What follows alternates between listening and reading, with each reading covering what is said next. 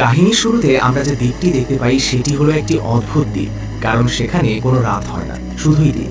আর চারপাশের পরিবেশ একদম নিথর, স্তব্ধ।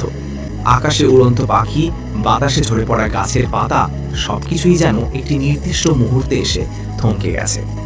কিন্তু এই তিনটি ছোট ছেলে সম্পূর্ণ স্বাভাবিকভাবে চলাফেরা করতে পারছে। তারা শহরের মধ্যে ইচ্ছে মতো খাওয়া দাওয়া করছে আর মনের আনন্দে ঘুরে বেড়াচ্ছে। এই ঠিক কয়েকদিন আগে চারটি শিশু বনের মধ্যে ঘুরতে ঘুরতে হঠাৎ একটি অদ্ভুত গাছের গর্ত দেখতে পায়। কৌতূহলের বশে তারা একে একে সেই গর্তের ভেতরে ঢুকে পড়ে। অন্ধকার সুড়ঙ্গ বেয়ে যাওয়ার পর ভেতরে তারা একটি কাঁচের মতো পরিষ্কার জলের হ্রদ দেখতে পায়। সেই হ্রদের তলদেশে ছিল একটি সবুজ আলো ছড়ানো পাথরের ডিম। বন্ধুদের সামনে নিজের বীরত্ব দেখাতে এক ছেলে সরাসরি জামা কাপড় খুলে জলের নিচে ডুব দেয় এবং সেই ডিমটি ওপরে তুলে আনে। কিন্তু অদ্ভুত ব্যাপার হলো, পাথরের ডিমটি জলের ওপর আসতেই সেটির আলো নিভে যায়। ভয়ে আতঙ্কে তারা দ্রুত গাছের খোলন থেকে বেরিয়ে আসে। তখন আতাইয়ের তার দাদুর বলা একটি গল্পের কথা মনে পড়ে। গল্প অনুযায়ী প্রতি পূর্ণিমার রাতে পাহাড়ে একটি গুহা বা গর্ত তৈরি হয়, যার ভেতরে সময় গিলে খাওয়ার এক রাক্ষস বাস করে। ঠিক তখনই লিসা নামের মেয়েটি হঠাৎ খেয়াল করে যে তার মায়ের দেওয়া চুলের ক্লিপটি হারিয়ে গেছে। তাই সে একা আবার সেই গুহার ভেতরে সেটি খুঁজতে যায়। কিন্তু ক্লিপটি খুঁজে পাওয়ার পরপরই হঠাৎ চারপাশ ভূমিকম্পের মতো কেঁপে ওঠে এবং একই সাথে হ্রদের জলটি আবারও সবুজ আলোয় জ্বলে ওঠে। এতে লিসা প্রচন্ড ভয় পেয়ে তাড়াহুড়ো করে বাইরে বেরিয়ে আসে। কিন্তু বাইরে এসে দেখে তার বন্ধুরা কেউ নেই। চারপাশ জনমানবহীন, শুধু মাটিতে পড়ে আছে কিছু ভাঙা ডিমের খোসা। রাত নামতেই দ্বীপে শিশুদের নিখোঁজ হওয়ার খবর ছড়িয়ে পড়ে। পুলিশ এবং অভিভাবকদের এক বিশাল দল পাহাড়ে তল্লাশি শুরু করে, কিন্তু শেষ পর্যন্ত তারা শুধু অচেতন অবস্থায় লিসাকে খুঁজে পায়। লিসার জ্ঞান ফেরার পর যা ঘটেছিল তা পুলিশকে হুবহু জানে, কিন্তু পুলিশ ভেবেছিল সে প্রচন্ড ভয় পেয়ে উল্টোপাল্টা বকছে। উপায় না দেখে লিসা নিজেই তাদের আবার সেই পাহাড়ে নিয়ে যায়, কিন্তু ততক্ষণে সেই রহস্যময় গাছের খোলটি চিরতরে গায়েব হয়ে গেছে। বাচ্চাদের মা বাবারা ভীষণ উত্তেজিত হয়ে পড়েন এবং লিসা মিথ্যা কথা বলছে বলে তাকে দোষারোপ করতে থাকেন। লিসার সৎ বাবা তার পক্ষ নিয়ে সবার সাথে ঝগড়া শুরু করেন। ঠিক এই সময় এক পুলিশ অফিসারের কাছে একটি ফোন আসে। জানা যায় সৈকতে একটি লাশ পাওয়া গেছে এবং মৃতদেহটি নিখোঁজ হওয়া সেই মোটা ছেলেটির।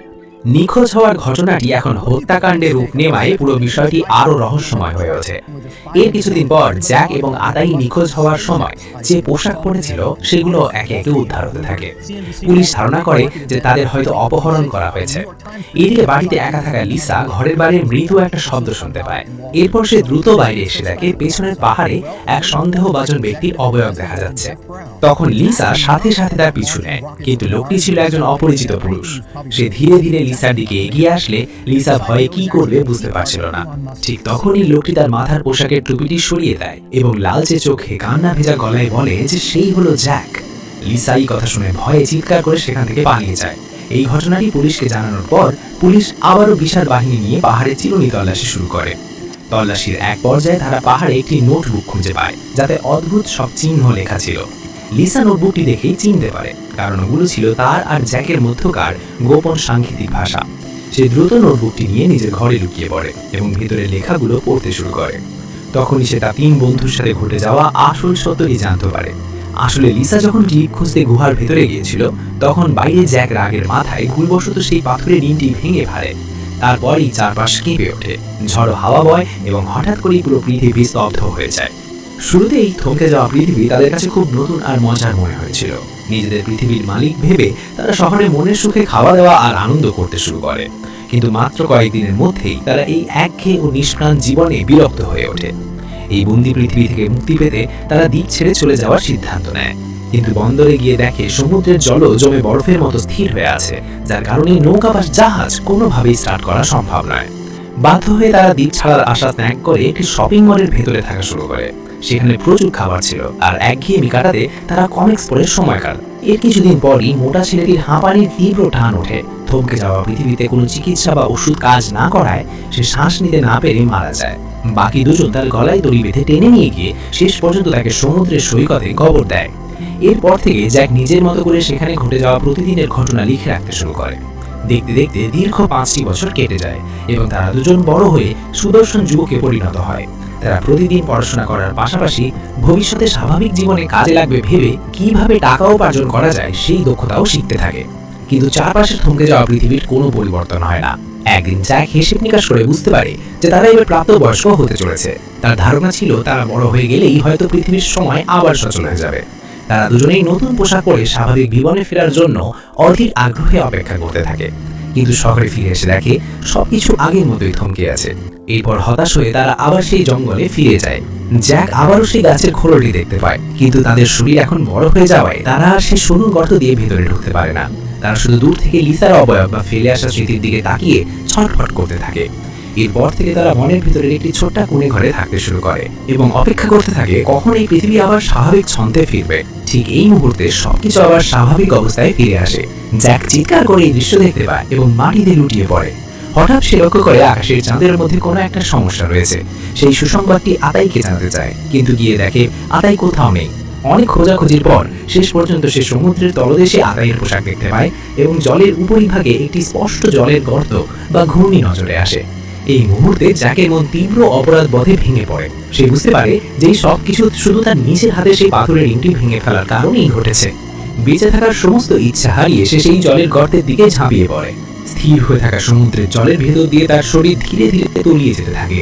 সমুদ্রের তলদেশে সে আদাইকে দেখতে পায়, কিন্তু ঠিক তখনই পাশের মাছগুলো হঠাৎ নড়ে চড়ে ওঠে। দৃশ্যপট বদলে যায়। জ্যাকও সমুদ্রের ঢেউমের সাথে তীরে এসে আশ্রয় পড়ে। অবশেষে সময় আবার স্বাভাবিক ছন্দে ফিরে এসেছে। আকাশে পাখি উঠছে, সমুদ্রের জল বয়ে চলেছে, কিন্তু জ্যাকের কাছে এই স্বাভাবিক পৃথিবীটাই এখন চরম ভীতি ও আতঙ্কের কারণ হয়ে দাঁড়িয়েছে। এরপর থেকে সে সারাদিন সেই বনের ছোট্ট কোণে ঘাটিতে নিজেকে গুটিয়ে লুকিয়ে রাখত। এদিকে লিসা 3 বন্ধুর নিখোঁজ হওয়ার আসল সত্য জানতে পেরে দ্রুত তাদের সেই গোপন ঘাঁটিতে ছুটে যায়। সেখানে সত্যি সে জ্যাককে খুঁজে পায়। বাকি মানুষজন যাতে জ্যাককে মেনে নিতে পারে সেজন্য লিসা তাকে সেই ডায়েরির সাংকেতিক লেখাগুলো স্বাভাবিক ভাষায় অনুবাদ করতে বলে।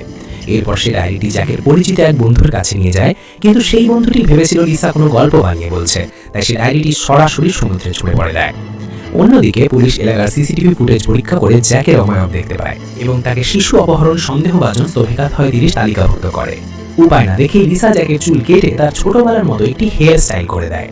তারপর তাকে নিয়ে এতিমখানার দিকে রওনা দেয় যাতে সেখানকার পরিচালকের সাহায্য নেওয়া যায়। কিন্তু পরিচালকের সাথে দেখা করার আগেই লিসার সৎ বাবা সেখানে হন্তদন্ত হয়ে ছুটে আসেন এবং জোর করে লিসাকে ঘরে বেরিয়ে ঘরের ভিতরে তালাবন্ধ করে রাখেন। আসলে ডায়েরি দেখা সেই বন্ধুটি লিসার এই অস্বাভাবিক আচরণের কথা বড়দের জানিয়ে দিয়েছিল। লিসার ভবিষ্যৎ যাতে নষ্ট না হয় সেজন্যই তার সৎ বাবা এই চরম পদক্ষেপ নিয়েছিলেন। এদিকে জ্যাক একা পরিচালকের অফিসে গিয়ে ঢোকে।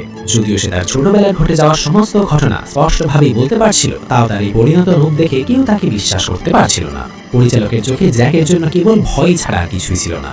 জ্যাক তখন হতাশ হয়ে সেখান থেকে চলে যায়। এরপর সে লিসার বাড়িতে গিয়ে ঘরের দরজা ভেঙে তাকে উদ্ধার করে। যেহেতু বাইরের দুনিয়ার কেউ তাদের কথা বিশ্বাস করছিল না, তাই তারা সমাজ থেকে সম্পূর্ণ বিচ্ছিন্ন হয়ে পড়েছিল।